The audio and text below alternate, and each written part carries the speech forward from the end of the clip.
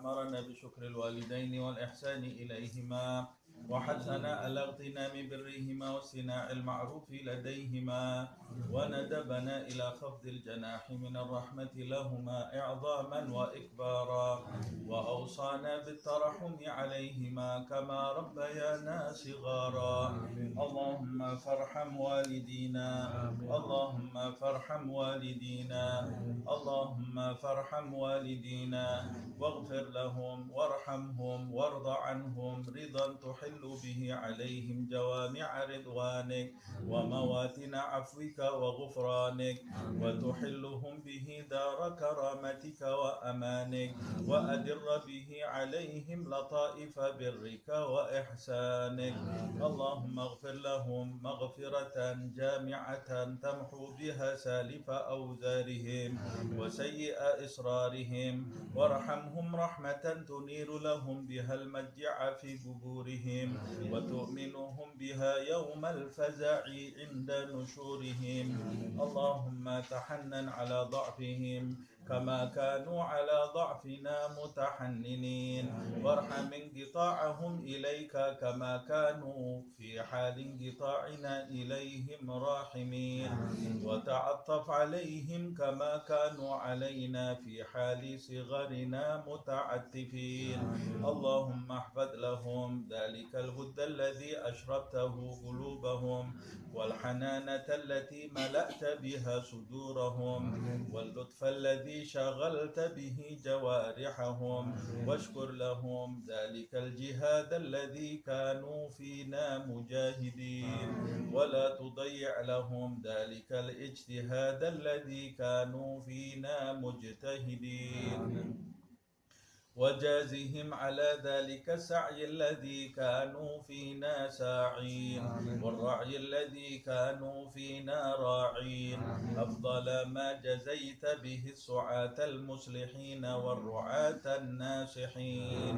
اللهم برهم أضعاف ما كانوا يبروننا وانظر إليهم بعين الرحمة كما كانوا ينظروننا. اللهم هب لهم ما ضيعوا من حق ربوبيتك بما اشتغلوا به في حق تربيتنا وتجاوز عنهم ما قصروا فيه من حق خدمتك بما أثرون به في حق خدمتنا واعف عنهم ما ارتكبوا من الشبهات من أجل ما اكتسبوا من أجلنا ولا تؤاخذهم بما دعتهم إليه الحمية من الهوى لما غلب على قلوبهم من محبتنا وتحمل عنهم الظلمات التي ارتكبوها فيما اجترحوا لنا وسعوا علينا والطف بهم في مضاجع البلا لطفا يزيد على لطفهم في أيام حياتهم بنا. اللهم وما هديتنا له من الطاعات ويسرته لنا من الحسنات ووفقتنا له من القربات فنسألك اللهم أن تجعل لهم منها حظا ونصيبا وما اقترفناه من السيئات واكتسبناه من الخطيئات وتحملناه من التبعات فلا تلحقهم منا بذلك حوبا ولا تحمل عليهم من ذنوبنا ذنوبا. اللهم وكما سررتهم بنا في الحياة فسرهم بنا بعد الوفاة. اللهم ولا تبلغهم من أخبارنا ما يسوءهم ولا تحملهم من أوزارنا ما ينوءهم ولا تخزهم بنا في عسكر الأموات بما نحدث من المخزيات ونأتي من المنكرات وسر أرواحهم بأعمالنا في ملتقى الأرواح إذا سر أهل الصلاح بأبناء الصلاح ولا تجبهم منا على موقف افتضاح بما نجترح من سوء الاجتراح. اللهم وما تلونا من تلاوة فزكيتها وما صلينا من صلاة فتقبلتها وعملنا من أعمال صالحة فرضيتها وتصدقنا من صدقة فنميتها فنسألك اللهم أن تجعل حظهم منها أكبر من حدودنا وقسمهم منها أجزل من أجسامنا وسهمهم من ثوابها أوفر من سهامنا فإنك أوصيتنا ببرهم وندبتنا إلى شكرهم فأنت أولى بالبر من البارين وأحق بالوصل من المأمورين اللهم اجعلنا لهم قرة أعين يوم يقوم الأشهاد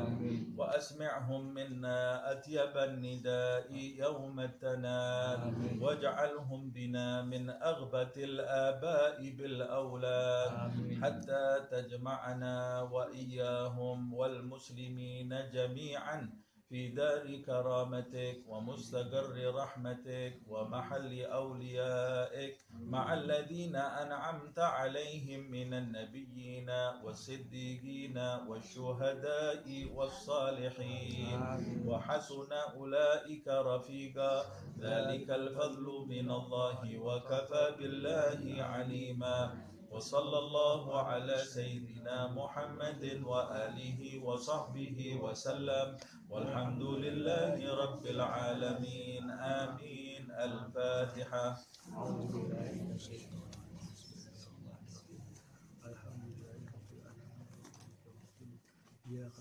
تقبل منا إنك أنت السميع العليم وتب علينا إنك أنت الرحمن الرحيم ولا تحرمنا خير ما عندك لشيء مع أن مغفرتك أوسع من ذنوبنا ورحمتك أرجى عندنا أعمالنا يا ربي بهم وبآلهم عجل بالنصر وبالفرج وصلى الله على سيدنا محمد وعلى آله وسلم الحمد لله تعالى.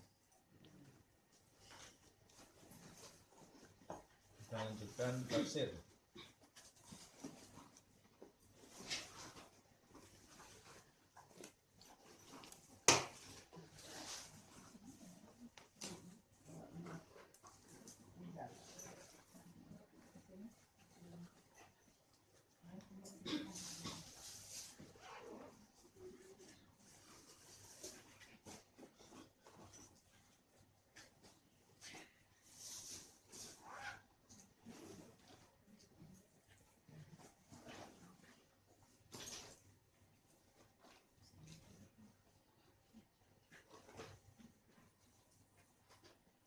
Surat Al-Maidah 35 sekarang.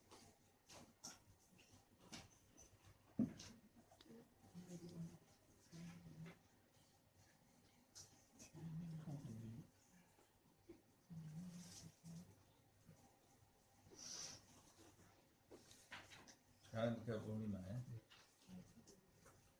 Bismillahirrahmanirrahim. Alhamdulillahirabbil alamin.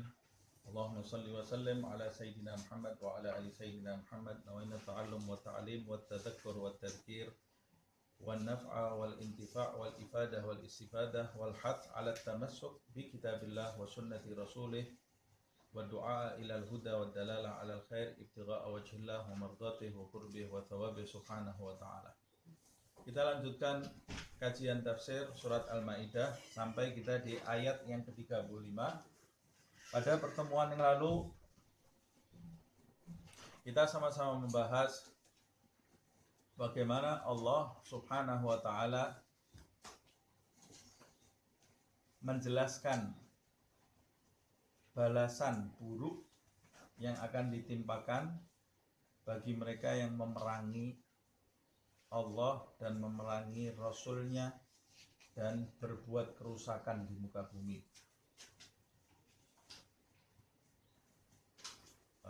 Dalam ayat yang ke-33 Allah menyebutkan ayyuqattalu aw yusallabu aw tuqatta'a aydihim aw yunfau minal ard. Ada 3 balasan di bumi ini. Yang pertama dibunuh. Orang yang berbuat kerusakan di muka bumi hukumannya dibunuh. Siapa berbuat kerusakan seperti apa? Yaitu bagi mereka yang berbuat kerusakan dengan cara membunuh seseorang yang tidak tidak bersalah, tidak punya hak bagi orang itu untuk membunuh. Orang yang membunuh orang, maka balasan baginya ayyuqattalu, dibunuh, yaitu dikisos. Au yusallabu, atau disalib. Disalib itu mereka yang merampok dan membunuh. Sudah merampok, membunuh, disalib. Au tuqatta aidihim, atau dipotong tangannya, yaitu bagi mereka yang mencuri tapi tidak membunuh, dipotong tangannya. Ini disebutkan penjelasannya di dalam tafsir ya. Jadi kerusakan yang dibuat mencuri tapi dia tidak sampai membunuh, dipotong tangannya. Walaupun itu seperti yang saya jelaskan di pertemuan yang lalu, ada penjelasan lebih lanjut, tidak serta-merta orang yang membunuh langsung dibunuh, orang yang membunuh merampok langsung disalib. Tidak ada hukum massa, itu tidak ada di dalam Islam. Yang ada adalah ditentukan oleh hakim, dan hakim lebih tahu mana yang tepat untuk menghukum kisos, cara-caranya, syarat-syaratnya, juga memotong tangan. Hukum potong tangan juga ada syarat-syarat yang panjang lebar. Kemudian yang terakhir, yunfau fil ardi, diasingkan. Nah, diasingkan itu seperti yang saya jelaskan di pertemuan yang lalu, boleh jadi ini ide mendirikan penjara. Diasingkan itu kan bisa diusir dari tempat kelahiran dia, dari tanah airnya, atau bisa diasingkan, yunfau fil ardi, bisa dilenyapkan di muka bumi dengan cara dipenjara. Walaupun di tanah airnya sendiri, tapi dia tidak bisa kemana-mana. Nah, illal ladzina tabu, di ayat berikutnya yang ke-34. Ini sebelum kita masuk ke ayat yang hari ini, kita refresh sedikit ya, supaya nyambung. Illal ladzina tabu, kecuali orang-orang yang bertobat. Orang-orang yang bertobat. Min qabli an taqdiru alaihim, sebelum kalian itu menguasai mereka, maksudnya sebelum kalian menangkap mereka. Orang-orang yang berbuat kerusakan tadi, sebelum tertangkap, sebelum kalian menangkap mereka, kalau mereka bertobat, maka diampuni oleh Allah Subhanahu wa ta'ala. Nah, dari sini kita bisa mengetahui, seperti yang sudah kita bahas di pertemuan yang lalu, bahwa hukum Islam itu ditegakkan bukan sekedar untuk menghukum.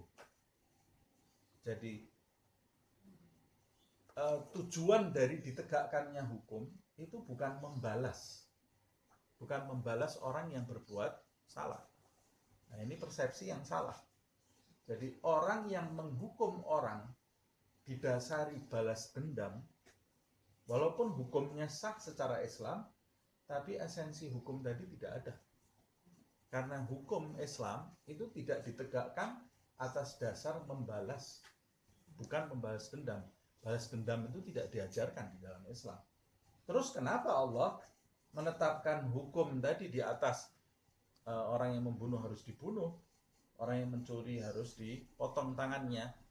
Itu semua diperintahkan oleh Allah Subhanahu wa ta'ala sebagai alternatif jalan untuk menggiring umat manusia menuju kepada rahmat Allah Subhanahu wa ta'ala.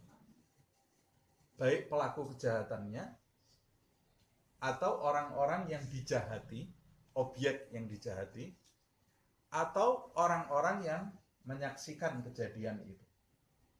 Semua itu digiring oleh Allah Subhanahu wa ta'ala menuju kepada rahmat Allah Subhanahu wa ta'ala. Apa dasarnya? Dasarnya Allah kemudian memaafkan.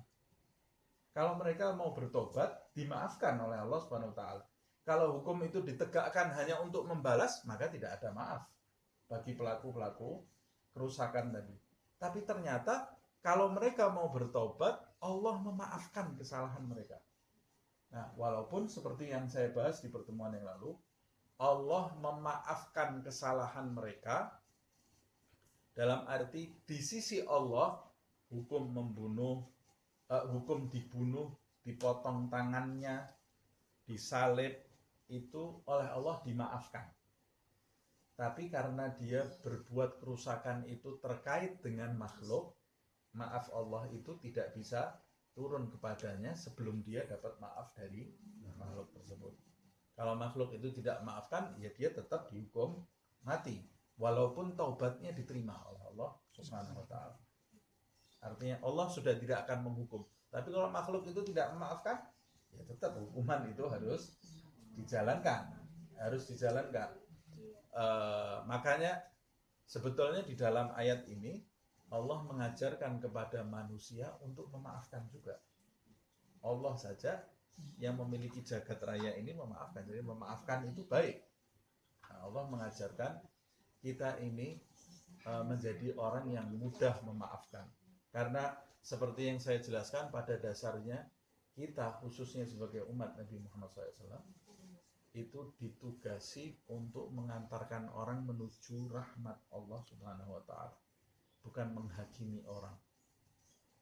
Bukan menutup kesempatan bagi orang untuk menjadi baik. Tapi tidak begitu umat Islam di zaman sekarang ya. Karena mereka bergeser dari nilai-nilai Al-Quran, dari nilai-nilai Nabi Muhammad SAW. Kalau lihat ada orang berbuat salah, semua orang langsung jadi Tuhan, jadi hakim. Wah, ini orang tidak mungkin benar, ini orang harus dibeginikan. Kita ini kan tidak ditugasi sebagai hakim oleh Allah SWT. Hukum harus ditegakkan, tapi rahmat ditegakkan di atas rahmat, di atas kasih sayang. Harus menarik setiap orang yang berbuat salah di depan kita menuju kepada rahmat Allah Subhanahu wa taala, supaya kita ini diutus sebagai umat Nabi Muhammad SAW itu untuk mengantarkan banyak umat manusia menuju surga, bukan mengantarkan manusia menuju ke neraka. Kalau kita lihat orang, ini di neraka ini orang, ini ahli syirik, ini di neraka ini orang, surga tertutup baginya. Berarti kamu membantu kerjanya setan. Karena setan itu ingin menarik orang banyak menuju neraka. Kalau kerjanya Nabi Muhammad SAW, wa ma arsalnaka illa rahmatan, rahmat kepada alam semesta ini, menarik siapapun menuju ke surga Allah Subhanahu wa taala. Kalau kita lihat ada pelaku keburukan yang kelas berat sekalipun, kita itu diperintahkan menarik dia menuju kepada kebaikan. Apa kejahatan di bumi ini yang lebih berat daripada kekafiran? Kejahatan yang paling berat, kerusakan yang paling berat di muka bumi ini adalah menyekutukan Allah Subhanahu wa taala. Itu kerusakan yang paling parah. Sehingga kerusakan selain menyekutukan Allah itu kalau dibawa sampai mati, selain menyekutukan Allah, ada kemungkinan dimaafkan oleh Allah. Tapi kerusakan menyekutukan Allah di muka bumi, kalau dibawa sampai mati belum bertobat pelakunya, tertutup pintu taubat Allah. Jadi apa kerusakan yang lebih parah daripada menyekutukan Allah? Itu pun ketika kita menghadapi orang yang menyekutukan Allah, kita tidak boleh menghakimi.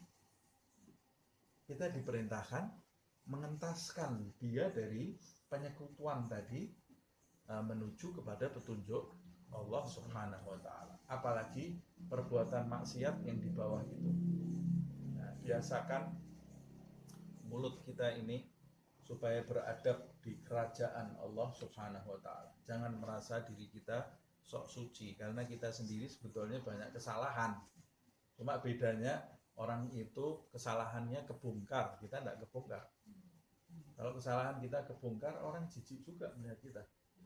Nah, makanya biasakan beradab. Jangan menghakimi orang. Jangan memviralkan keburukan orang lain. Sebab kata Rasulullah SAW, siapa yang memviralkan keburukan orang lain, nanti keburukannya akan diviralkan oleh Allah SWT. Kalau tidak diviralkan di bumi, di dunia ini, keburukannya akan diviralkan di akhirat. Itu lebih gawat lagi.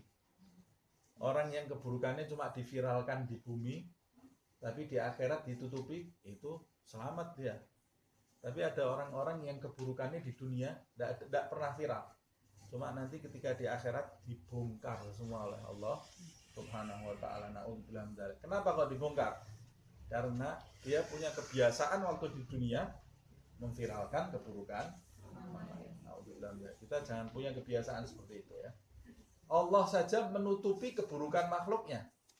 Allah itu maha tahu, menutupi keburukan kita, keburukan makhluknya. Nah Allah menutupi kok kita membongkar. Nah itu Allah akan murka.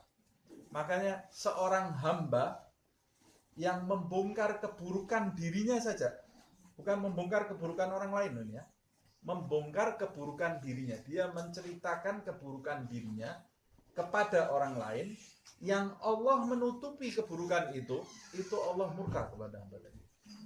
Aku sudah tutupi keburukanmu, kok engkau bongkar?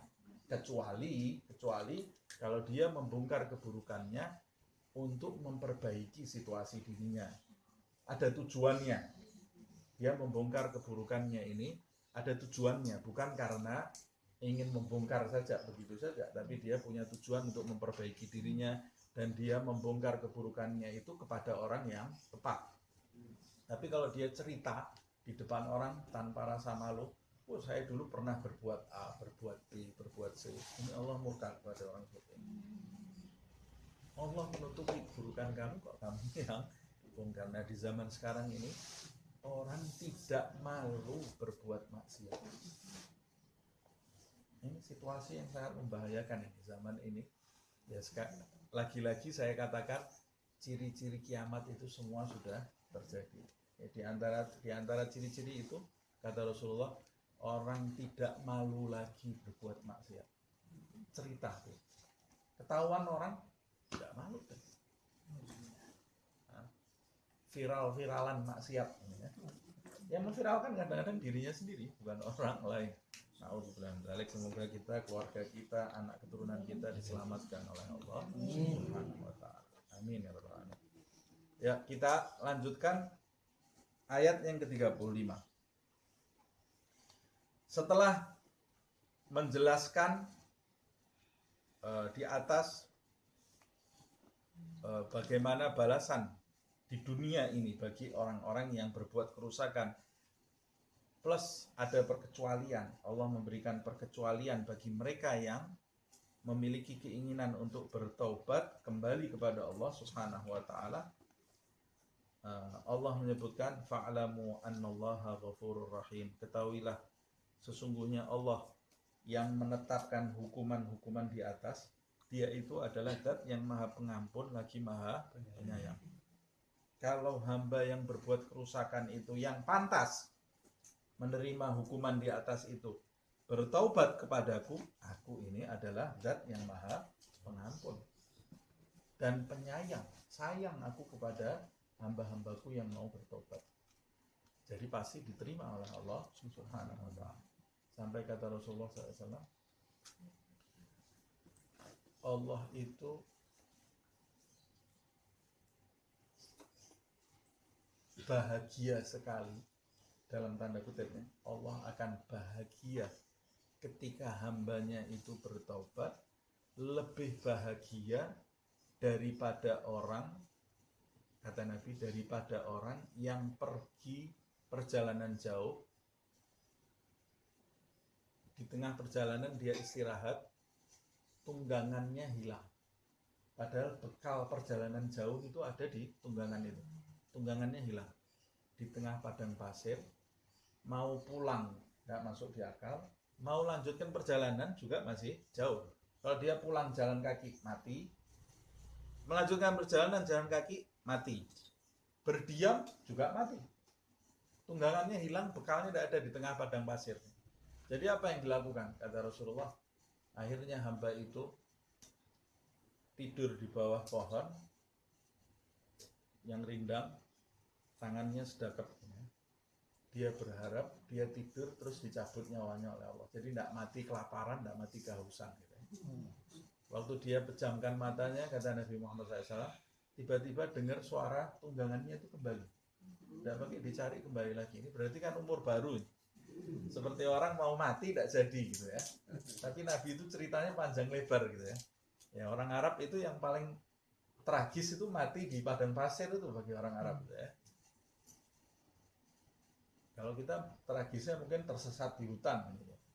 Nah, kalau orang Arab tersesat di padang pasir itu tadi, tunggangannya kembali.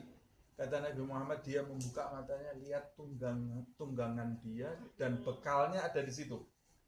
Dari bahagianya dia, kata Rasulullah SAW, dari bahagianya dia mengucapkan, ya Allah, anta abdi wa ana rabbuk. Kebalik, salah ngucap gitu ya. Wahai Allah, engkau adalah hambaku dan aku adalah Tuhanmu. Dari bahagianya sampai salah ngucap gitu ya. Jadi Nabi memberi contohnya seperti itu kan, mestinya anta rabbi wa ana abduk. Engkau Tuhanku, aku adalah hambamu. Ini karena dia terlalu bahagia sampai salah keluar tuh, ucap anta abdi wa ana rabbuk. Kata sahabat, bagaimana? Rasulullah tanya, bahagia enggak? Wah, ya bahagia sekali ya Rasulullah, orang seperti itu. Mau mati tidak jadi kok. Kata Nabi Muhammad, bahagianya Allah terhadap hambanya yang bertobat melebihi bahagianya orang yang mau selamat dari kematian. Bagaimana kita berprasangka buruk, Allah tidak mungkin menerima taubat saya. Ya, prasangka buruk, Allah tidak menerima taubat kita.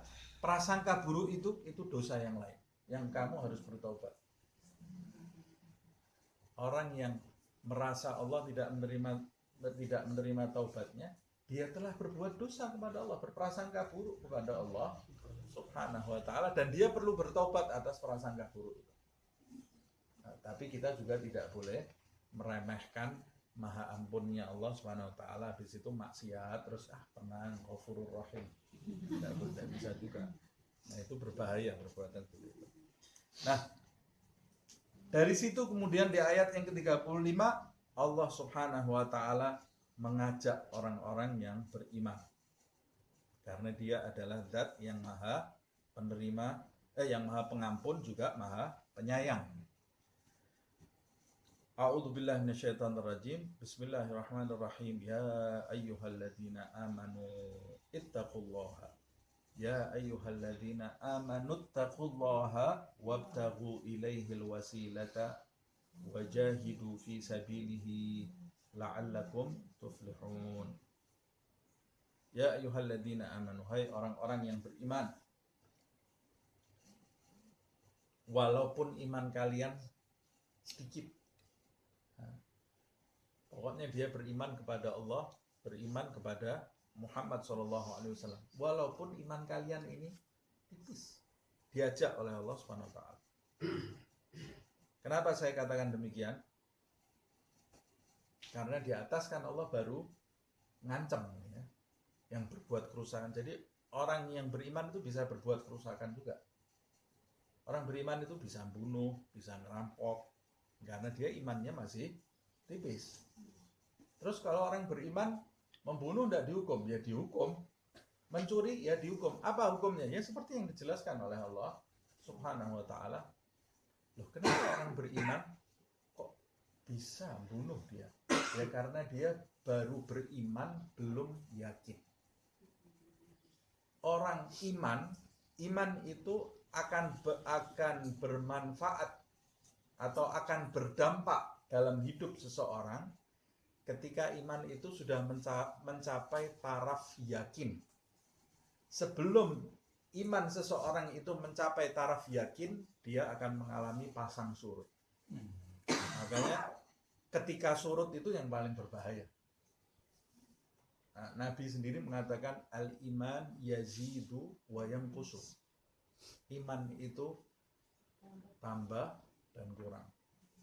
Bertambah dan berkurang. Ya waktu dia bertambah itu selamatnya lebih banyak. Tapi waktu dia surut ini yang bahaya. Nah, kenapa kok bisa iman itu bertambah dan berkurang? Karena imannya belum mencapai tahap yakin. Kalau iman seseorang sudah mencapai tahap keyakinan, maka iman itu tidak akan pernah surut lagi. Nah, iman yang tidak pernah surut itu akan sangat berdampak di dalam hidup seseorang.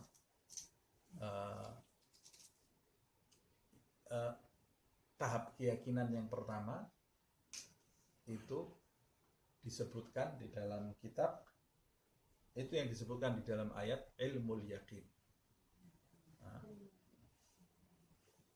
Kalla law ta'lamuna ilmal yaqin la tarawunnal jahim. Kalau kamu ini punya ilmu yakin, taraf ilmu yakin itu taraf seseorang keyakinannya mengakar di dalam hati dan tidak bisa digoyahkan dengan definisi dan kabar apapun. Contohnya, saya sering memberi contoh seperti Nabi Musa dengan umatnya ketika dikejar Fir'aun. Depan laut, belakang Fir'aun. Nabi Musa sudah mencapai puncak keyakinan dalam imannya kepada Allah Subhanahu wa ta'ala. Waktu kaumnya bilang, wah binasa kita. Kita nyebrang, depan ada laut. Kita tidak nyebrang, di belakang ada Fir'aun. Binasa kita, kata kaumnya. Tapi Nabi Musa, tidak. Dia mengatakan, ma'i rabbi sayahdin. Kita tidak akan binasa. Sebab yang nyuruh kita jalan sampai sini ini, Allah. Nah, Allah tidak mungkin memerintahkan kita kemudian melepaskan kita. Pasti akan diberi petunjuk oleh Allah SWT. Dan ternyata petunjuknya juga tidak masuk akal. Diperintahkan memukulkan tongkat di laut. Tongkat itu bisa membelah laut. Nah, jadi orang kalau sudah yakin kepada Allah Subhanahu wa ta'ala dengan keyakinan yang kuat, nanti dia akan melihat keajaiban-keajaiban di dalam hidupnya. Nah, ada keajaiban-keajaiban di dalam hidupnya. Karena keyakinan yang kuat itu bisa mematahkan rasio seseorang. Orang yang keyakinannya kuat, kuatnya keyakinan itu di atas logika dia. Di atas logika dia. Jadi logika itu tidak bisa mengalahkan keimanan. Keimanan yang mencapai keyakinan, maksud saya. Nah, ada penjelasan panjang lebar mengenai keyakinan ini. Tapi yang diajak oleh Allah di dalam ayat ini, ya orang-orang yang baik, yang imannya masih tipis, sampai orang yang imannya sudah kuat, diajak oleh Allah Subhanahu wa ta'ala. Nah, Nabi juga mengatakan, la yazni zani wal iman fi qalbihi. Tidaklah seorang pezina itu melakukan perbuatan zina sedang iman masih di dalam hatinya. Berarti ketika dia melakukan zina, iman itu keluar dari dalam hatinya. Nah, maksudnya apa? Dia kafir? Enggak. Ya, bukan maksudnya Nabi waktu dia zina, dia saat melakukan maksiat itu dia kafir. Kemudian maksiatnya selesai, dia kembali beriman. Enggak. Tapi yang dimaksud oleh Nabi Muhammad SAW adalah ketika dia melakukan perbuatan maksiat itu, iman itu lenyap di dalam dadanya, iman itu mengalami surut. Sehingga dia itu tidak merasa Allah itu ada.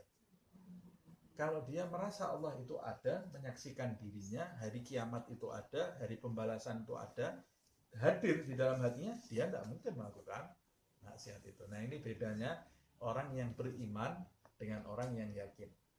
Dengan orang yang yakin. Nah, untuk mencapai tahap keimanan yang kuat itu, ya kita harus mencapai tahap keyakinan yang dijelaskan langkah-langkahnya oleh Al-Imam Abdullah bin Alawi Al-Haddad di dalam kitab Risalatul Mu'awanah. Risalatul Mu'awanah itu kita baca di masjidnya ini, Ustaz Muhammad Thayyib. Masjid apa? Nurul Huda. Nurul Huda setiap hari Jumat ke-2 dan ke-4. Nah, ada perempuannya juga? Sedikit. Perempuannya sedikit, tapi malam. Izin sama suaminya. Kalau mau datang sama suaminya, saya datang sendiri. Kalau ada pengajian perempuan jam 9 malam sendiri. Nah, pulangnya bagaimana? Suaminya di rumah bagaimana? Ya, semangat datang pengajian boleh, tapi lihat-lihat dulu ya. Ya, kecuali kalau sudah tidak ada tanggung jawab di rumah dan aman-aman saja, tidak ada masalah. Nah, datang pengajian boleh, tapi dengan syarat tidak, perempuan ini ya, tidak melalaikan tugas di rumah. Nah, kalau bagi yang masih punya tanggung jawab. Saya lanjutkan. Nah, di dalam ayat ini Allah berfirman, hai orang-orang yang beriman, baik yang imannya tipis sampai yang imannya sudah tebal, ittaqullah, bertakwalah kalian kepada Allah Subhanahu wa taala. Artinya takutlah kepada Allah. Bagaimana takut kepada Allah? Ya dengan menjalankan perintah-perintahnya Allah Subhanahu wa taala, menjauhi larangan-larangannya secara lahir dan secara batin. Karena Allah, bukan karena selain Allah Subhanahu wa taala. Kamu sholat karena Allah, berarti kamu bertakwa. Tapi kalau saya sholat karena supaya dibilang A, itu bukan takwa walaupun kamu sholat. Kamu menghindari zina karena takut kepada Allah, itu takwa. Kamu menghindari zina karena apa? Takut nanti kalau viral gimana? Bukan takut kepada Allah. Sekarang ini banyak yang viral-viral nih ya, digerebek, nah, takut saya. Loh, bukan karena Allah, enggak, kalau enggak ada CCTV, enggak ada ini ya boleh-boleh. Nah, ini kamu bukan takwa. Jauhnya zina itu bukan karena pertama, enggak ada pahalanya kamu menghindari zina karena seperti itu. Atau kamu enggak minum-minum, enggak. Kenapa? Takut sakit ginjal. Bukan karena takwa, bukan. Jadi kalau ada minuman yang bebas dari sakit ginjal, ya enggak apa-apa, saya sakit liver, sakit ini, minum, ada minuman yang ketika kamu minum kamu enggak bisa sakit liver, enggak bisa sakit ginjal. Boleh, saya mau saya. Nah, ini kamu berarti bukan bertakwa. Menghindari minumannya itu kamu enggak dapat pahala, harus karena Allah Subhanahu wa taala secara lahir dan batin. Nah, kemudian dalam rangka bertakwa kepada Allah Subhanahu wa taala itu dan dalam rangka mendekat kepadanya, karena orang bertakwa itu mendekat kepadanya, wabtaghu ilaihi, dan bersungguh-sungguhlah, wabtaghu ilaihi alwasilata, berarti maksudnya wabtaghul wasilata ilaihi ya. Jadi bersungguh-sungguhlah kamu mencari wasilah untuk mendekatkan diri kepada Allah Subhanahu wa taala. Nah, ini ada pembahasan di sini ya. Wasilah. Wasilah itu hampir mirip dengan wasilah. Ini pakai sin. Ada pakai shad. Wasilah. Kalau wasilah itu jalan untuk mendekatkan sesuatu yang jauh. Itu jalan untuk menyambung, maksud saya. Menyambung sesuatu yang berpisah. Sesuatu yang tadinya berpisah disambung. Itu namanya wuslah, wasilah. Makanya silaturrahim. Nah, silah itu satu akar kata, wasilah. Silaturrahim itu kan pakai shad, bukan pakai sin. Kalau pakai bahasa Indonesia S sama aja. S itu ada shad, ada sin, ada shin. Silaturrahim itu wasilah. Silaturrahim itu menghubungkan sesuatu yang putus kemudian dihubungkan. Itu namanya wasilah. Tapi kalau pakai sin, wasilah itu menghubungkan yang putus dan mendekatkan.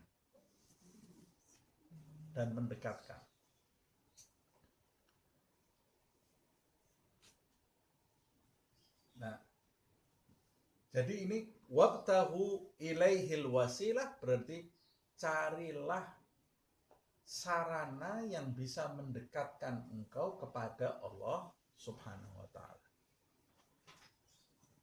Apa sarana itu? Ya apapun itu. Kamu kalau benar-benar mencintai sesuatu, kamu pasti akan mencari segala hal, segala cara bagaimana caranya kamu mendekat kepada sesuatu yang kamu cintai. Orang yang mencintai makanan tertentu, dia ingin sekali makan makanan tertentu, ya dia pasti otaknya akan berpikir bagaimana caranya saya bisa mendapatkan makanan itu. Orang yang menyukai acara tertentu, ya dia pasti akan berpikir bagaimana caranya saya bisa menyaksikan acara itu. Orang yang mencintai seseorang, rindu dia kepada orang tersebut, ya dia pasti akan mencari jalan bagaimana caranya ini saya supaya bisa ketemu orang itu. Nah, orang yang mencintai Allah, yang mengetahui bahwa tidak ada keselamatan kecuali mendekat kepada Allah Subhanahu wa taala, di antara ciri-cirinya dia pasti akan mencari wasilah, mencari jalan bagaimana caranya saya supaya mencapai Allah Subhanahu wa taala. Kalau dia tidak mencari wasilah itu, dia belum menjalankan perintah ini. Kalau dia belum menjalankan perintah ini, ya dia tidak mungkin mendapatkan apa yang dia cita-citakan. Kita ini semua cita-cita ingin dekat dengan Allah kan. Tapi kalau kita belum berbuat seperti ini, tidak akan kita mencapai itu, karena Allah menjanjikan kedekatan di sisinya ini bagi orang-orang yang berusaha. Ibtahu itu sangat menginginkan. Kalau kita belum seperti ini, ya jangan kita kemudian dalam tanda kutip menuntut apa-apa kepada Allah, walaupun Allah kan tidak bisa dituntut ya. Menuntut itu sebetulnya kalimat yang salah. Tapi orang zaman sekarang itu sholat ya males. Nah, kalau sholat wajib mesti mau, sholat sunnah males, zikir males, kemudian hadir majelis ya males, suruh sedekah pelit. Nah, suruh apa-apa males ini. Wasilah untuk mendekatkan dia kepada Allah ini tidak dia jalani, terus dia apa sih Allah ini cuma didekatkan saja, saya kok tidak deket-deket. Nah, kamu sudah wasilahnya apa untuk mendekat kepada dia ini?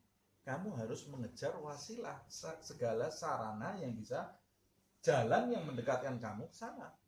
Apa jalan itu? Segala jalan yang diridhoi oleh Allah.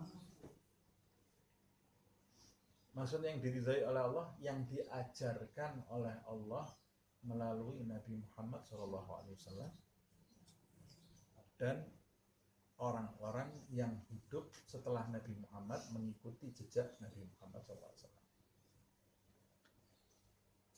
Nah, itu wasilah yang dimaksud di dalam ayat ini. Nah, apa itu?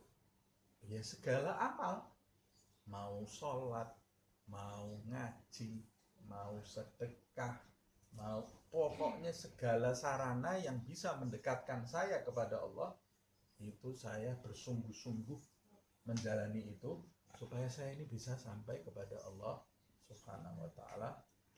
Termasuk wasilah di sini termasuk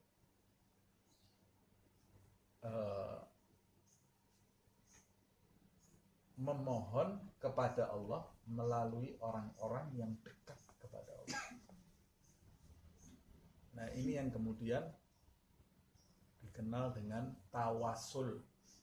Pernah dengar nggak kata tawasul? Tawasul itu ya dari kata ini, wasilah. Satu akar kata dengan wasilah. Boleh nggak tawasul? Alhamdulillah yang di sini ngomong boleh semua. Kalau saya bicara di luar sana, boleh enggak? Wah, dihujat. Boleh apa tidak tawasul itu? Boleh. Dalilnya, ya ini ayat ini. Nah, apa sih tawasul itu? Tawasul itu sebetulnya menjalankan ayat ini. Menjalankan perintah ini. Ibtaghu ilaihil wasilata. Nah, kemudian katanya menjadi tawassul. Tawassul itu apa? Tawassul itu mencari wasilah. Wasilah untuk apa nih? Wasilah untuk mendekat kepada Allah. Mencari jalan atau perantara. Mendekat kepada Allah. Itu namanya tawassul. Nah, orang zaman sekarang, ada apa mendekat kepada Allah harus perantara? Mendekat kepada Allah, minta langsung kepada Allah, tidak usah pakai perantara-perantara. Oh, kamu buat agama sendiri aja. Nah, kamu ini bisa sholat, perantaranya siapa? Perantaranya guru, perantaranya sampai kalau di ujung-ujungnya sampai Nabi Muhammad. Tidak ada orang hidup di dunia ini manusia mau berhasil tanpa perantara, tidak ada, tidak mungkin. Harus melalui perantara. Namanya manusia kok. Dari kecil saja dia kalau tidak ada bapak ibunya, ya tidak wujud dia di muka bumi ini. Dia wujud di muka bumi ini perantara. Allah tidak langsung menciptakan dia, yang diciptakan langsung sama Allah Nabi Adam. Kita kok bisa ada di sini kenapa? Tawasul. Tawasul sama-sama bapak ibu kita. Kalau tidak ada bapak ibu kita, kamu tidak ada di muka bumi. Loh, Allah bisa tidak menciptakan kita langsung? Ya bisa aja. Allah mau menciptakan semiliar Nabi Adam tanpa orang tua juga bisa. Tapi Allah menghendaki kita untuk bertawasul. Kenapa sih kalau dikehendaki untuk bertawasul? Ya memang itu hikmahnya, supaya kita ini saling mendoakan yang satu dengan yang lain, supaya kita ini saling berprasangka baik, supaya kita ini tidak meremehkan sekecil apapun sarana yang untuk bisa mengantarkan kita kepada Allah Subhanahu wa ta'ala. Dan Allah yang mau kita itu bertawasul, karena di dalam ayat ini disebutkan wabtaghu ilaihi al-wasilah. Nah, kemudian masalah yang kedua, tawasul itu dengan apa? Bisa dengan benda, bisa dengan benda ya. Ustaz ini mulai deket sirik-sirik ini ya. Tawasul dengan benda ini gimana? Saya kasih contoh. Hajar Aswad, benda ada itu? Benda. Hajar Aswad itu benda. Nah, benda yang apa dulu, bukan klenik ya. Yang ada riwayatnya tentang keutamaannya. Sayyidina Umar itu waktu mencium Hajar Aswad, dia mengucapkan, "Hai Hajar Aswad, kamu ini la yadur wa la yanfa." Hai, namanya juga batu. Hai, batu hitam. Hajar Aswad itu batu hitam. Kenapa disebut batu hitam? Konon di dalam riwayat disebutkan dia itu aslinya batu surga yang turun bersama turunnya Nabi Adam, tapi kemudian diletakkan di Hajar Aswad itu atas perintah Allah Subhanahu wa taala, tapi kemudian karena disyariatkan manusia mencium Hajar Aswad itu menyerap dosa-dosanya orang sampai jadi hitam. Makanya kemudian disebut Hajar Aswad. Artinya batu hitam. Nah, batu hitam. Sayyidina Umar waktu mencium itu, "Hai batu hitam, hai Hajar Aswad, kalau aku tidak lihat Rasulullah mencium kamu, aku tidak akan nyium kamu. Aku nyium kamu ini karena aku lihat Rasulullah mencium kamu. Sebab kamu adalah batu yang tidak bermanfaat dan tidak bermadarat." Sayyidina Umar mengucapkannya dengan suara keras sehingga orang semua terdengar. Di belakangnya Sayyidina Umar ada Sayyidina Ali. Nah, ini disebutkan di dalam riwayat ya. Kata Sayyidina Ali, "La ya khalifah. Bukan begitu wahai khalifah. Bal yadur wa yanfa." Bahkan batu ini bermanfaat dan bermadarat, kata Sayyidina Ali. Bagaimana demikian hai Ali? Karena Sayyidina Umar sendiri kan mengatakan, "Laula Ali lahalaka Umar." Kalau bukan karena Ali, binasalah Umar. Karena Sayyidina Umar ini banyak, Sayyidina Umar dengan segala kebesarannya, kepandaiannya, beberapa kali di dalam sejarah disebutkan memutuskan sesuatu yang tidak tepat, kemudian diselamatkan oleh Sayyidina Ali. Dan Sayyidina Umar sendiri mengatakan, "Laula Ali lahalaka Umar." Kalau bukan karena Ali, hancurlah Umar karena memberikan kesimpulan yang salah. Tapi kata guru saya ini nanti saya ceritakan ya. Sayyidina Umar waktu mengucapkan seperti itu, Sayyidina Ali di belakangnya mengatakan, "Tidak hai Umar. Bahkan batu ini bermanfaat dan bermadarat." Sayyidina Umar tanya, "Bagaimana begitu? Bagaimana bisa batu bermanfaat bermadarat?" Sebab Rasulullah SAW bersabda, nanti batu Hajar Aswad ini di hari kiamat Allah akan memberikan ke batu Hajar Aswad itu mata dan lidah dan kaki. Dia akan keliling di padang mahsyar itu sambil menyebut orang-orang yang dulu ketika di dunia pernah melambaikan salam kepadanya. Dia akan menjadi saksi untuk orang tersebut. Berarti manfaat enggak ini? Manfaat berarti kan? Nah, kata Sayyidina Ali berarti ini bermanfaat ini. Sayyidina Umar kemudian tersenyum. Nah, sebagian ahli hadis ketika membahas hadis ini kemudian menyimpulkan Sayyidina Umar tidak paham lalu dibenarkan oleh Sayyidina Ali. Tapi guru saya menjelaskannya tidak begitu. Kata guru saya, Sayyidina Umar itu paham yang dijelaskan Sayyidina Ali. Tapi banyak bibit-bibit pemahaman yang salah di masa Sayyidina Umar. Orang tidak ada yang tanya yang benar seperti apa. Sayyidina Umar itu pura-pura mengucapkan seperti itu karena dia tahu akan dibenarkan Sayyidina Ali. Tujuannya apa? Supaya orang yang di sekelilingnya ini paham.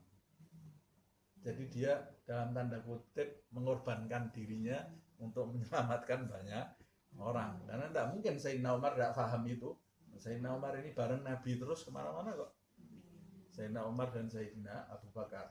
Jadi dia pasti paham akidah yang lurus, yang benar. Batu itu ada manfaatnya, Hajar Aswad itu. Ada manfaatnya. Nah, jadi orang yang melambaikan salam ke Hajar Aswad berarti wabtaghu ilaihil wasilah melalui Hajar Aswad. Kita kan cari kedekatan nanti, keselamatan melalui Hajar Aswad. Melalui tempat. Bisa enggak? Bisa. Melalui tempat. Dari mana? Loh. Kita ini ke Masjidil Haram yang kita cari apa? Ya tempat itu. Masjidil Haram sama masjid di rumah kita ya lain lah. Sama-sama masjid loh. Iya. Loh. Masjid di rumah saya kadang-kadang lebih bagus loh. Ya enggak ada masalah lebih bagus atau enggak. Ini tempatnya ini bukan bangunannya. Bukan bangunannya. Oh, di tempat saya itu hijau, dingin, enak. Di Masjidil Haram itu pakai AC, AC-nya mati aja kita sudah tidak bisa apa-apa itu. Panasnya luar biasa. Masih bagus, oh ya. Karena Allah yang memilih Masjidil Haram. Masjid Nabawi. Ya lebih jauh dari masjid-masjid yang lain.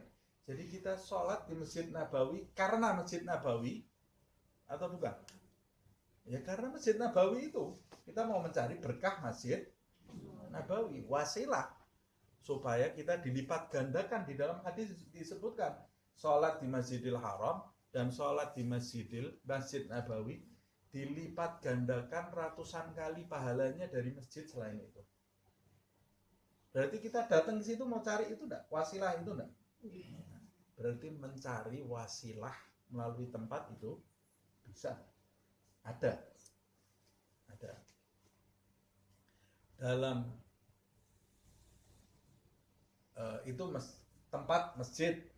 Kalau kita mencari wasilah tempat yang dulu dihuni oleh orang soleh, kita mau nyari wasilah tempat itu bisa enggak? Bisa. Dari mana dalilnya Ustaz? Dalil di Al-Quran ada. Yang pertama surat Al-Kahfi itu. Waktu ditemukan pemuda-pemuda itu wafat semuanya. Yang temukan kan raja, tapi rajanya sudah 300 tahun setelah itu kan. Pemuda itu berasa tidurnya, kamu tidur berapa hari? Kayaknya baru setengah hari. Padahal sudah tidur 300 tahun. Wasdadu tis'a di dalam ayat kan 300 tambah 9. Itu di tafsir disebutkan kalau hitungan Masehinya 300. Hitungan Hijriahnya 309. Dari telitinya Al-Quran itu sampai seperti itu ya, hitungan Masehi dan hitungan Hijrinya itu disebutkan oleh Allah Subhanahu wa taala. Kemudian ternyata sudah pindah raja, sudah ganti raja. Dia mengendap-endap karena raja yang 300 tahun yang lalu kan membunuhi setiap orang yang beriman. Nah, singkat cerita, akhirnya pemuda itu kembali ke guanya, wafat. Ada yang bilang 3, ada yang bilang 5, ada yang bilang 7, sama anjingnya. Wafat. Raja itu kemudian datang, di dalam ayat disebutkan apa itu? Raja itu memerintahkan membangun masjid di tempat itu. Apa itu ayatnya? Oh, saya jadi lupa ya. عليهم ولبثوا في كهفهم 300 سنين فازدادوا تسعا Di bawah itu. وَاتْلُ مَا أُوحِيَ إِلَيْكَ مِنْ كِتَابِ رَبِّكَ وَبَشِّرِ بِكَلِمَاتِهِ وَمَنْ تَبِعَ مِنْهُمْ وَاتَّخَذَ وَاصْبِرْ نَفْسَكَ مَعَ الَّذِينَ يَدْعُونَ رَبَّهُم بِالْغَدَاةِ وَالْعَشِيِّ يُرِيدُونَ وَجْهَهُ وَلَا تَعْدُ عَيْنَاكَ عَنْهُمْ تُرِيدُ زِينَةَ الْحَيَاةِ الدُّنْيَا وَلَا تُطِعْ مَنْ Enggak, sebelumnya. Jadi sebelumnya waktu cerita waliyatalattaf gitu. masjidah ya. Apa? Wala ladina qalabu ala amrihim Lanattakhidanna alaihim masjidah. Ini biasanya kalau ngaji bisa, tapi kalau suruh awang-awang ini suka hilang ya. Lanattakhidanna alaihim masjidah. Raja itu mengatakan kita bangun masjid di tempat ini. Kenapa kok dibangun masjid di tempat ini? Monumen ini tempat berharga ini. 3 pemuda atau 7 pemuda soleh yang dilindungi oleh Allah Subhanahu wa ta'ala. Bukan bangun masjid di atas kuburan ya loh ya, tapi di tempat itu. Nah, kemudian Nabi Zakaria waktu masuk ke mihrabnya, waktu masuk ke kamarnya Maryam,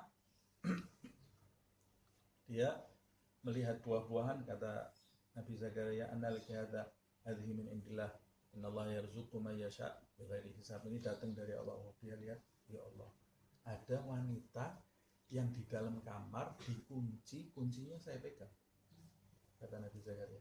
Tapi dia bisa dapat buah-buahan tanpa orang datang. Loh, berarti ini wanita yang luar biasa, pertama. Yang kedua, ini pelajaran buat saya, walaupun istri saya, istrinya Nabi Zakaria sudah menopause tapi belum punya anak.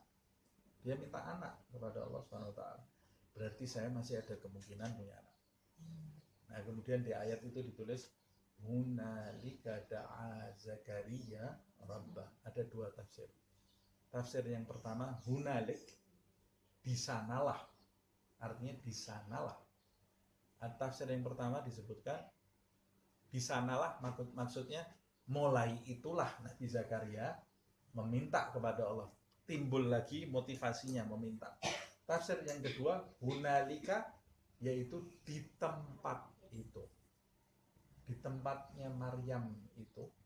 Karena Maryam itu wanita solehah, Nabi Zakaria doa di tempat itu. Yaitu di masjid itu. Di masjid yang di situ ada Maryam. Dia minta berkah dari tempat itu. Jadi meminta berkah itu juga bisa. Kalau datang di tempatnya orang soleh, tempatnya wali, ini dulu tempat dia ibadah, sholat 2 rakaat. Allahu Akbar. Malaikat ini sudah kenal ini tempatnya. Tempatnya wali itu sudah viral di langit ini. Nanti kalau kita sholat di situ, wah, ini ada orang sholat di sini, catat. Nah, wah, ini tempat dulu tempat tidurnya dia. Doa di situ, ya Allah. Loh, dulu dia kalau umpamanya kalau istirahat di tempat ini, di tempat, datangi, ini rumahnya, datangi. Ini rumahnya Nabi Muhammad. Nah, orang tidak paham rumahnya Nabi Muhammad dihabiskan rata. Tempat lahirnya Nabi Muhammad dirubah jadi kamar mandi. Tempat rumahnya Nabi Muhammad, tempat lahirnya dirubah jadi kamar mandi. Kok bisa seperti itu? Kebodohan. Ya sudah. Ya itu semua ada hikmahnya, kita tidak tahu. Sampai kuburannya ibunya Nabi Muhammad. Siapa yang pernah ziarah itu? Ibunya Nabi Muhammad. Nah, gua tempat Nabi Muhammad disembunyikan waktu perang Uhud. Saya pernah datang ke situ. Baunya wangi sampai semerbak. Itu di dekat tempat Uhud itu, tapi kita harus masuk ke, kalau ikut travel tidak bisa itu, harus masuk ke tempatnya penduduk gitu ya, ada guanya itu dia tinggi, itu hanya orang yang paham saja yang bisa ke situ. Nah, kemudian kebetulan saya waktu itu ziarah ke tempat itu bersama penduduk Madinah, jadi dia tahu, memberitahu saya itu di sekitar gua itu diceceri kotoran kambing sebanyak-banyaknya supaya orang tidak datang ke sana. Ya, saya masuk ke situ dan saya lihat guanya sangat kecil sekali. Jadi Nabi waktu itu disorokkan gitu ya. Masuk ke situ waktu pingsan perang Uhud. dan baunya wangi semerbak. Nah, saya tidak tahu dari minyak wanginya orang atau dari apa, tapi tidak ada orang di situ ya. Tapi itu tempat-tempat bersejarah yang di situ ada keberkahan. Yang kalau kita punya kesempatan ya kita datang ke tempat itu. Datang buat apa sih? Wabtaghu ilaihil wasilah. Doa di situ.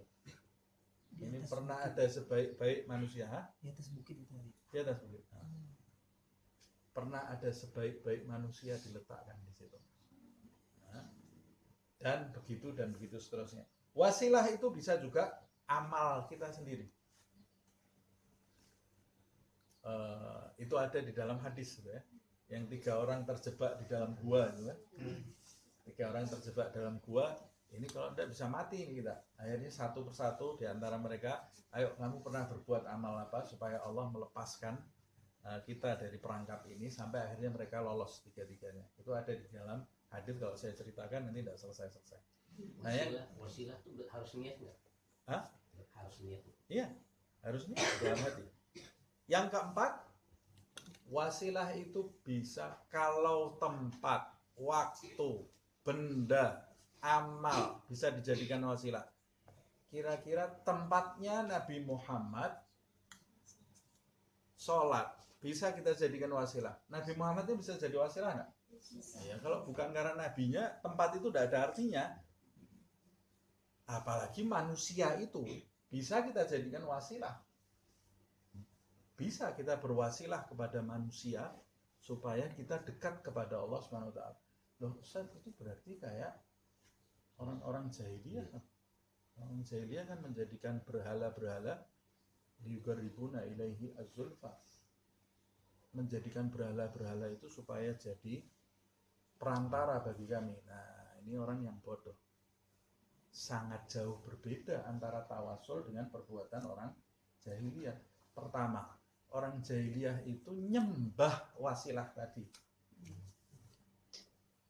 Orang jahiliyah itu kan kita tahu menyembah berhala tadi, dan berhala itu dia dirikan sebagai mengejawantahkan Tuhan di berhala tadi. Ini bukan cara orang bertawasul. Bodoh kalau orang menganggap tawasul itu sama dengan praktek orang jahiliyah. Sangat jauh berbeda. Nah, bagaimana kalau tawasul? Tawasul itu mengharapkan kedudukan orang yang kita tuju tadi, kedudukannya dia, dekatnya dia dengan Allah Subhanahu wa taala, itu memudahkan jalan bagi kita untuk mendekat kepada Allah. Seperti presiden, kenal sama kita? Nggak kenal. Kita kenal tidak sama presiden? Kenal.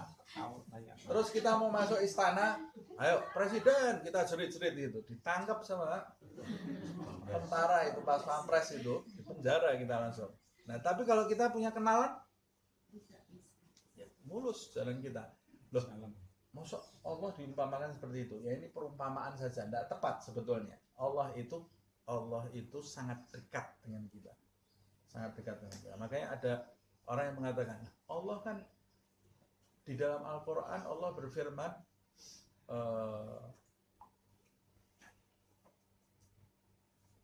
apa itu ayatnya? Fa inni qarib, apa?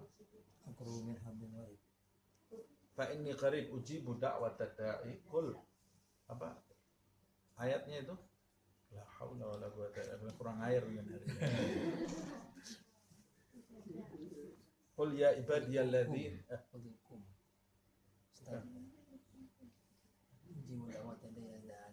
ya, itu ayatnya apa sebelumnya? Wa idza sa'alaka ibadi, wa idza sa'alaka ibadi anni fa inni qarib. Allah kan berfirman di dalam ayat suci Al-Qur'an, wa idza sa'alaka ibadi anni fa inni qarib. Hai Muhammad, sampaikan kepada hamba-hambaku jika bertanya tentang aku, sampaikan kepada mereka fa inni qarib, sesungguhnya aku itu dekat. Uji budak watadai idza da'an, aku akan mengabulkan siapa yang berdoa kepadaku jika dia berdoa kepadaku, meminta kepadaku. Kan Allah sendiri mengatakan Allah itu dekat. Kenapa kita harus melalui perantara? Karena Allah itu menyatakan Allah itu dekat dengan kita. Tapi yang jadi masalah kita ini dekat dengan Allah atau tidak? Kalau Allah pasti dekat dengan kita. Tapi kita dekat tak dengan Allah SWT? Karena kedekatan ini kan bukan kedekatan jarak. Allah tidak terikat dengan jarak. Tapi kedekatan hubungan. Kalau Allah itu sangat dekat dengan hambanya. Tapi hambanya belum tentu dekat dengan Allah. Karena itu kita meminta melalui hamba-hamba yang punya kedekatan dengan Allah SWT. Nah, dalilnya Nabi sendiri setiap mau pergi ke masjid, Allahumma inni as'aluka bihaqqis sa'ilina alaik wa bihaqqir raghibina ilaik wa bihaqqi mamsyaya hadha ilaik fa inni lam akhrid asharan wala bataran wala riya'an wala sum'atan ila akhir doa. Nabi kalau mau berangkat ke masjid apa doa? Allahumma inni as'aluka bihaqqis sa'ilina alaik. Ya Allah, aku meminta kepadamu demi kedudukan orang-orang yang memohon kepadamu. Ini tawassul ya. Aku meminta kepadamu wahai Allah melalui kedudukannya orang-orang yang meminta kepadamu, kedekatan orang-orang yang meminta kepadamu. Wa bihaqqir raghibina ilaik, dan melalui kedudukan orang-orang yang bersungguh-sungguh menginginkanmu. Aku Muhammad SAW meminta kepadamu. Ya Nabi Muhammad saja tawassul. Nabi Muhammad saja. Kenapa Nabi Muhammad tawassul? Ini Allah yang menyuruh di dalam ayat suci Al-Quran. Atau dalil yang lain yang lebih kuat lagi gitu ya. Ada satu orang datang ke Rasulullah SAW. Orang ini buta. Ini kalau tidak salah dalam hadis riwayat Abu Daud, dan sanadnya sangat mulus, tidak bisa disalahkan sanadnya ini ya. Datang kepada Rasulullah SAW. Dalam riwayat di situ ada sahabat, termasuk diantaranya Sayyidina Utsman. Dia dalam keadaan buta. Kemudian dia berkata kepada Rasulullah SAW, ya Rasulullah, ajarkan kepadaku satu doa yang menjadikan Allah yaruddullah basari, kata dia. Alimni doa yaruddullah basari, kata dia. Ya Allah, ajarkan kepadaku satu doa yang menjadikan Allah itu mengembalikan penglihatanku. Berarti dia mungkin sebelumnya tidak buta dari lahir gitu ya.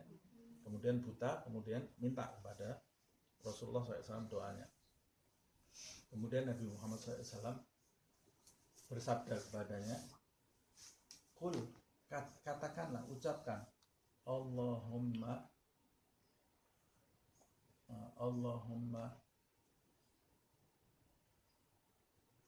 inni as'aluka, dalam riwayat itu, Allahumma inni as'aluka bihaqqi nabiyyika nabiyyur rahmah. Ya, wahai Allah, aku memohon kepadamu demi kedudukan nabimu, nabi yang penuh rahmat. Kemudian di dalam riwayat itu disebutkan, Nabi mengatakan, dan ucapkanlah ya Muhammad.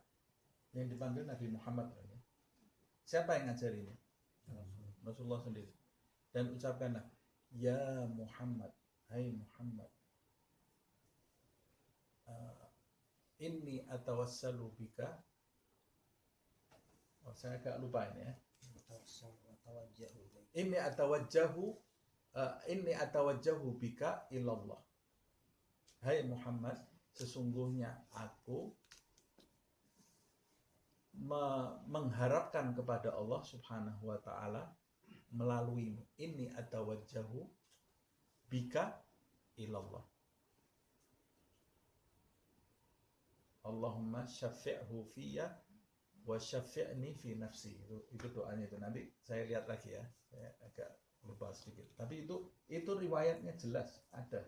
Dan Nabi memerintahkan orang tersebut mengucapkan ya Muhammad, hai Muhammad, sesungguhnya aku meminta kepada Allah melaluimu, melalui kedudukanmu, tapi meminta kepada Allah melaluimu.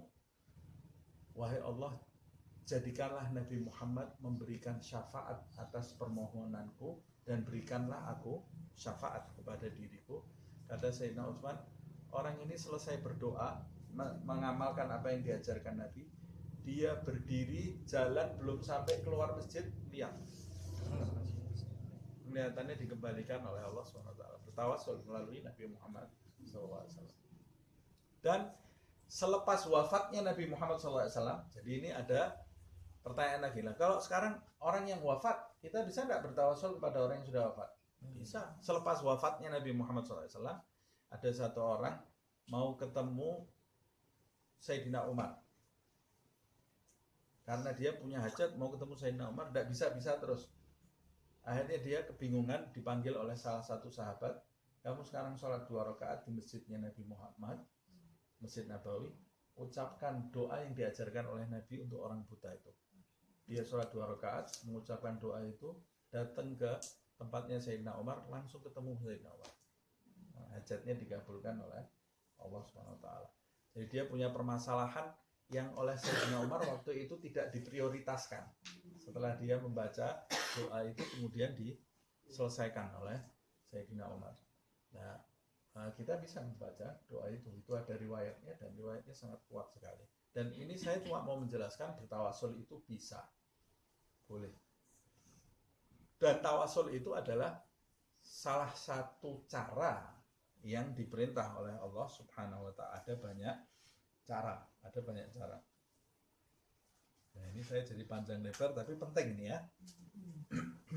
Nah, orang yang sudah wafat bisa, tadi dalilnya itu. Dan para nabi, para rasul, para aulia yang sudah wafat itu kan cuma jasadnya saja yang hilang. Sosoknya masih ada enggak? Masih ada. Dia bukan hilang, tidak hilang. Sosoknya itu masih ada. Bahkan lebih kuat dari semasa dia hidup di dunia. Ketika dia hidup di dunia, dia terikat dengan kewajiban-kewajiban.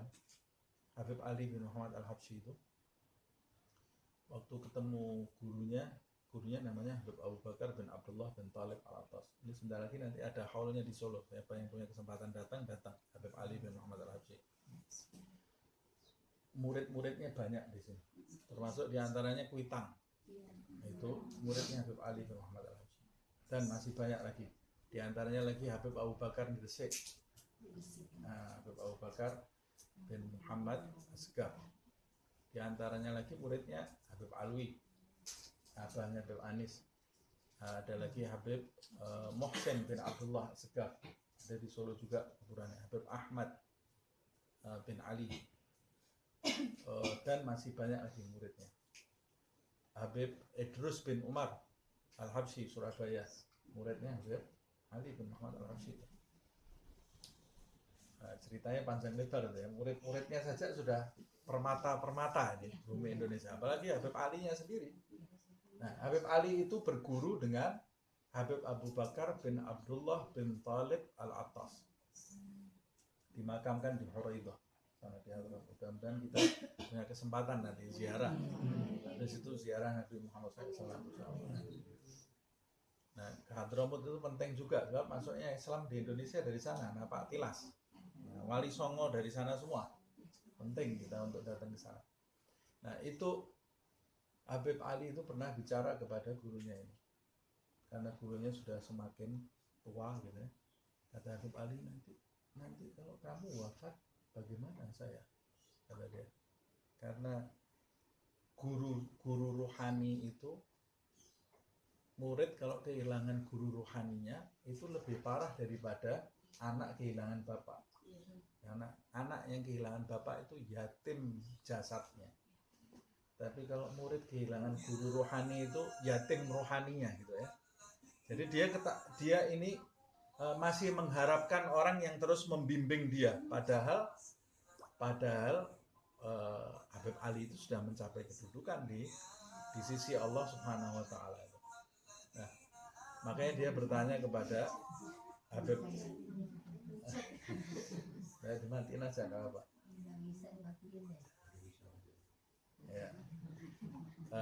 Habib Ali kemudian bertanya kepada gurunya, kalau kamu wafat nanti bagaimana saya, yang membimbing saya siapa?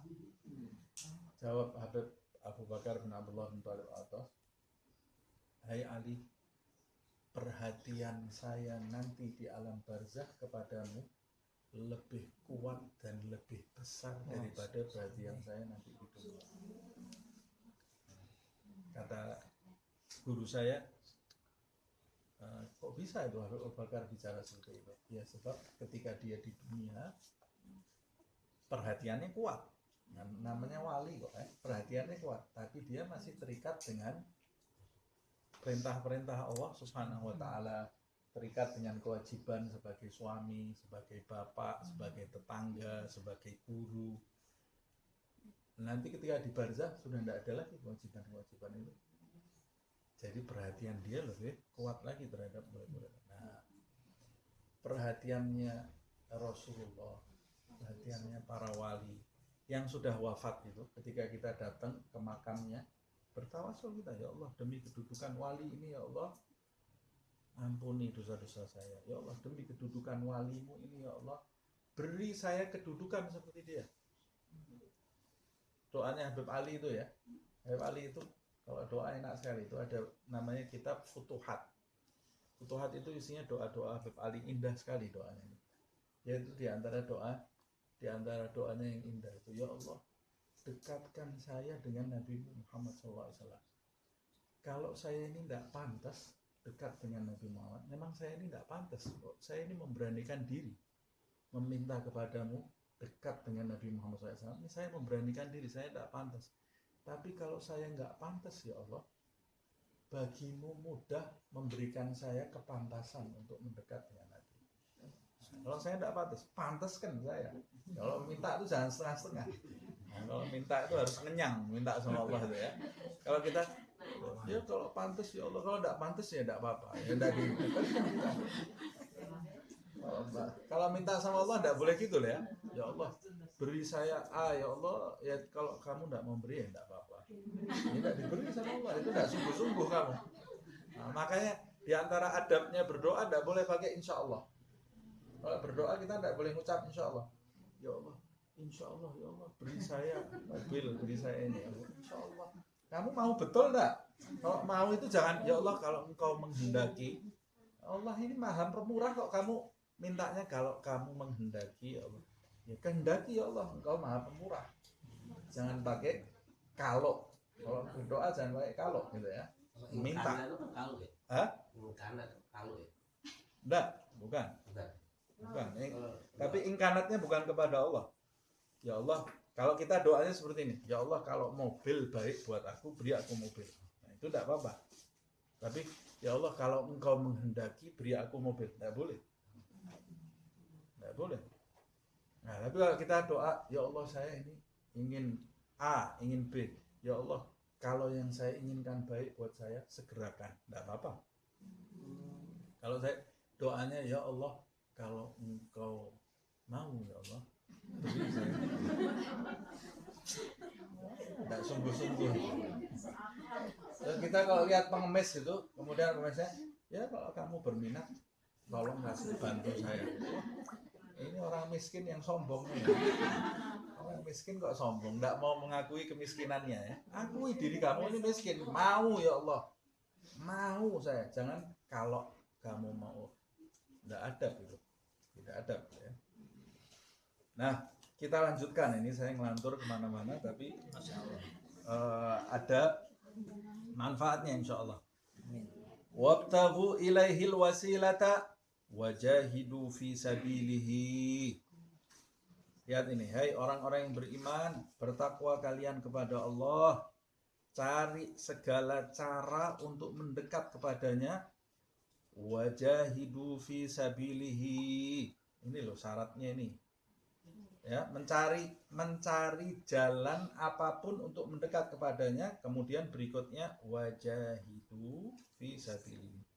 Di dalam jalan menujunya itu berjihadlah kamu. Jihad itu bersungguh-sungguh. Bersungguh-sungguh apa ini? Bersungguh-sungguh menundukkan nafsu, kepentingan nafsu dan ego kita demi Allah Subhanahu wa ta'ala.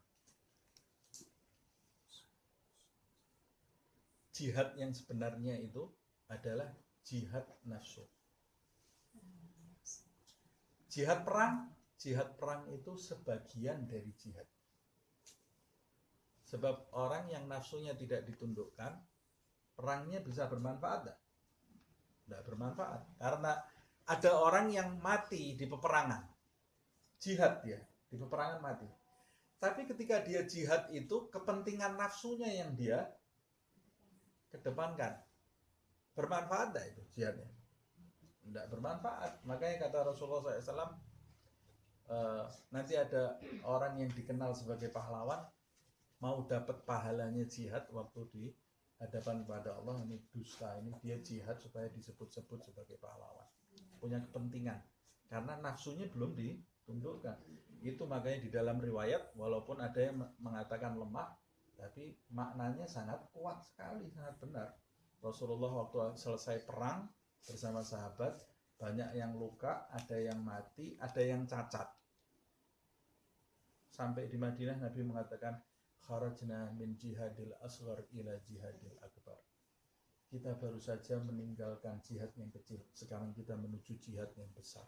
Duh, sahabat kaget, ini ada yang cacat, ada yang luka, ada yang mati. Masa kita mau pergi lagi nih ya Rasulullah, jihad lagi? Iya. Apa itu? Wa ma jihadul akbar ya Rasulullah. Apa itu jihad yang lebih besar? Jihadun nafs. Jihad melawan dirimu sendiri. Berjuang menundukkan nafsumu sendiri. Terbukti enggak ini? Terbukti. Kita ini suruh ngalahkan apa saja bisa di dunia ini, mengalahkan diri kita sendiri yang enggak bisa. Nah, ngalahkan orang bisa, tapi ngalahkan ego kita sendiri susah. Mengalahkan, menundukkan orang kita bisa, menundukkan nafsu kita sendiri, wah itu paling susah. Kata guru saya, laki-laki yang paling kuat adalah laki-laki yang bisa menundukkan amarahnya. Nah, kata guru saya, kamu mau kuatnya seperti apa? Badan setiap hari angkat besi. Kalau belum bisa menundukkan amarahmu sendiri, ya, kecil ya. Baliknya kerempeng, nggak usah apa-apa. Tapi kalau bisa menundukkan amarahnya sendiri, itu kuat. Karena manusia semua suruh angkat besi, bisa enggak? Bisa, kalau dilatih bisa. Tapi menundukkan amarah belum tentu semuanya bisa. Nah, kita kalau kepingin jadi orang kuat, tundukkan amarah kita, ego kita itu. Ini perintah dari Allah Subhanahu wa taala. Wajahidu fi sabilih. Berjihadlah kamu di jalannya, kata Habib Abu Bakar As-Sakran bin Abdurrahman As-Sakran, dia mengatakan makna jihad dalam perjalanan menuju Allah hanya dimaknai jihad nafsu. Selain itu tidak ada. Jadi kamu mau melakukan apapun, ibadah apapun yang kamu lakukan, itu harus didasari jihad melawan nafsu. Kalau kamu belum bergerak melawan nafsumu, walaupun sholat, ngaji, zikir, ya kamu belum mendekat kepada Allah. Makanya ada orang suruh sholat, ayo sholat. Puasa Senin Kemis, ayo puasa Senin Kemis. Zikir, ayo zikir. Ngaji satu juz satu hari, ayo ngaji satu juz. Jangan riba. Waduh, ini yang tidak bisa, susah. Kenapa? Karena yang jihad nafsu itu ya ini. Nah, ayo kamu sedekah, ayo sedekah. Jangan marah. Wah, susah, jangan marah. Tundukkan pandangan. Itu susah itu. Jangan dengarkan gosip. Wah, itu yang susah. Nah, padahal itu inti dari perjalanan menuju Allah SWT. Kalau kamu belum merasakan pahitnya semua itu, kamu belum kemana-mana. Seperti kambing yang diikat di tiang, muter terus jalan terus, tapi tidak kemana-mana, muter terus di situ dia. Ya kita berasanya, wah makom saya sudah agak tinggi nih. Tadi malam baru tahajud, baru pagi wirid, duha maulud, ini terus hadir majlis. Maka nafsu kamu sudah tunduk belum? Belum, tidak kemana-mana. Karena makom pertama dalam mendekat kepada Allah Subhanahu wa taala, makom pertama adalah tunduknya nafsu kita. Tunduknya nafsu itu bagaimana? Menghilangkan sifat-sifat yang buruk, menghilangkan dari hati kita sifat-sifat yang buruk, dan menghiasi hati kita dengan sifat-sifat terpuji. Itu namanya mujahadah. Nah, sholat, puasa itu membantu mujahadah kita. Nah, ya salah juga kalau saya mau jadi orang sabar. Sholat, enggak penting sholat itu. Yang penting saya sabar. Salah juga kamu. Karena sholat itu termasuk bagian dari jihad itu. Melaksanakan perintah Allah dan menjauhi yang dilarang oleh Allah Subhanahu wa ta'ala. Nah, kalau kita sudah melakukan semua ini, mencari wasilah, berjihad di jalan Allah Subhanahu wa ta'ala, la'allakum tuflihun, agar kamu menjadi orang yang beruntung. Beruntung di dunia, beruntung di akhirat.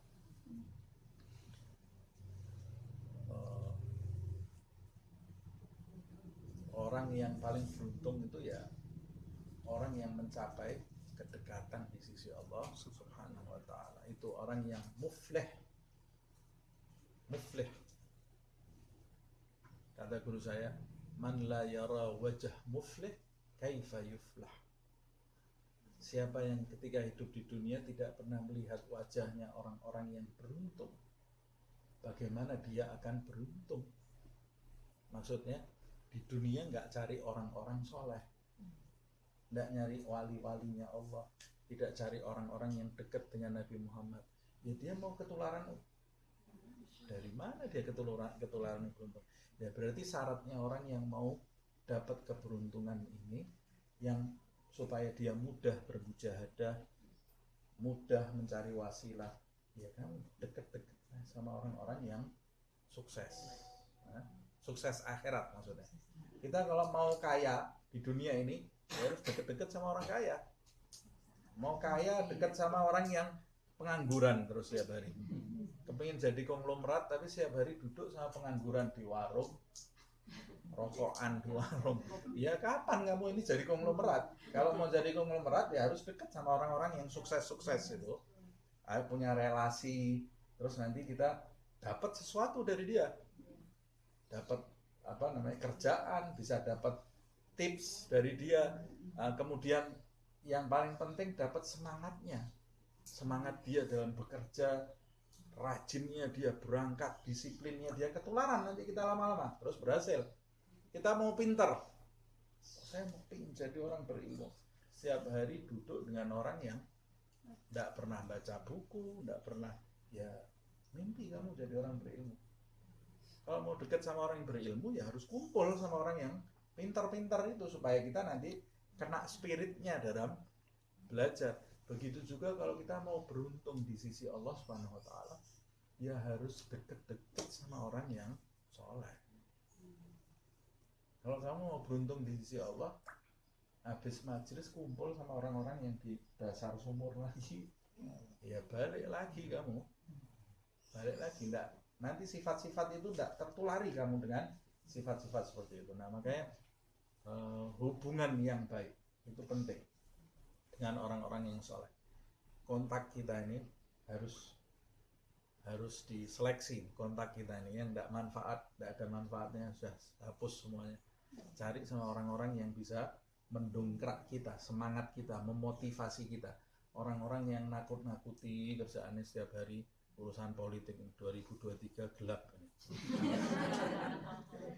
Aduh, orang kok bikin senewan terus gitu ya. 2023 gelap, pakai lilin yang banyak gelap. Nggak ada itu 2023 gelap. Ini kayaknya 2030 kiamat. Nggak ada. Kiamat masih lama. Wah ini kayaknya sudah tertutup ampunan Allah. Buat kamu, buat saya enggak. Nah, yang motivasi itu yang ditimbulkan, semangat. Allah ini Ghafurur Rahim. Allah sedang menunggu kita. Allah ini terus menanti kita.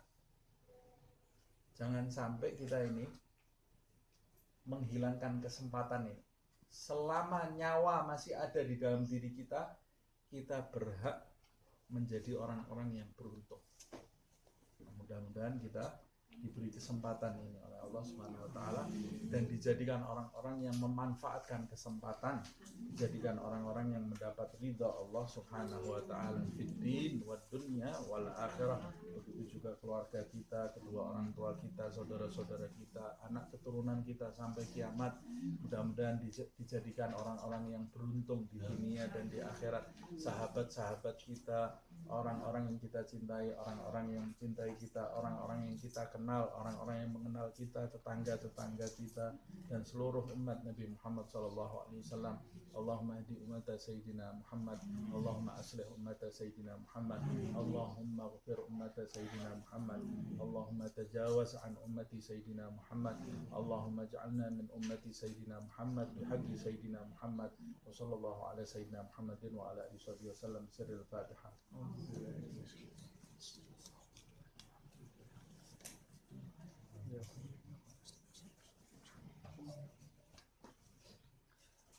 يا ربنا اعترفنا بأننا اقترفنا وأننا أسرفنا على لظى أشرفنا فتب علينا توبة تغسل لكل حوبة واستر لنا العورات وآمن الروعات واغفر لوالدينا ربي ومولودينا والأهل والإخوان سائر الخلان وكل ذي محبة أو جيرة أو صحبة والمسلمين أجمع آمين ربي اسمع وجودا منا لا باكتساب منا بالمصطفى الرسول نحظى بكل سول بالمصطفى الرسول نحظى بكل سول بالمصطفى الرسول نحظى بكل سور صلى وسلم ربي عليه عد الحب وآله والصحب عداد طش الصحب والحمد للإله في البدء والتناهي سبحانك اللهم وبحمدك أشهد أن لا إله إلا أنت أستغفرك وأتوب إليك سبحان ربك رب العزة عما يصفون wassalamun al mursalin walhamdulillahirabbil alamin. Ini tadi juga tawasul doanya kan, bil mustafa rasuli nahdha bikul, demi kedudukan al mustafa Muhammad SAW sang rasul itu, jadikan kita ini beruntung, apa yang kita minta dikabulkan. Burdah itu juga ya Rabbi bil mustafa ballighna, itu tawasul ya Rabbi bil mustafa, wahai Tuhan, demi kedudukan sang Mustafa, yaitu yang terpilih. Mustafa itu yang terpilih. Yang terpilih jadi Rasul Nabi Muhammad SAW. Baligh maqasidana, sampaikan segala apa yang kami cita-citakan. Waghfir lana ma madha, ampuni yang masa lalu, dosa-dosa di masa lalu. Ya wasi'al karami, wahai Tuhan yang maha luas karunia-Nya, kedermawanannya. Nah, wallahu a'lam bishawab.